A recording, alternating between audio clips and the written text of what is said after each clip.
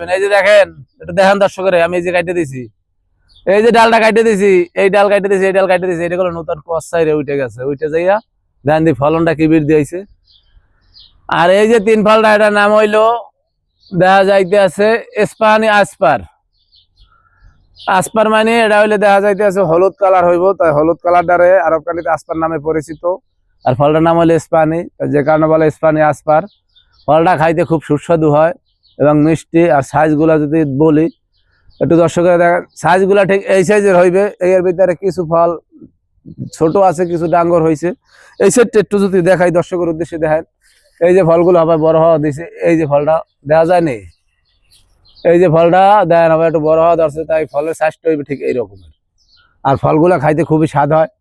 অবশ্যই পাকলে আপনাদের দেখাবো যে আমাদের ফলের সাইজগুলো কিরকম হয়, কালারটা কেমনে হয়। আর এই ধরনের ভিডিওগুলো যদি আপনাদের ভালো লাগে, অবশ্যই আমাদের চ্যানেলটাকে লাইক কমেন্ট শেয়ার করবেন, শেয়ার করে আমাদের সাথেই থাকবেন। আর আমরা যেরকম কাটিং করে আপনাদের দিচ্ছি, ভিডিওগুলো আমাদের পেজে ছাড়া আছে, তা পেজে যাইবেন, পেজে যাই দেখেন আমরা কেমনে কাটিং করি। যে কোনো ফলের গাছ যত কাটিং করবেন ফল অত বৃদ্ধি পাইবেন, যত কাটিং করবেন ফল অত বৃদ্ধি পাইবেন। আর এই ধরনের ভিডিওগুলো যদি আপনাদের ভালো লাগে, অবশ্যই আমাদের চ্যানেলটাকে লাইক কমেন্ট শেয়ার করবেন, শেয়ার করে আমাদের সাথেই থাকবেন। তো ওকে, ভালো থাকবেন, আল্লাহ হাফেজ।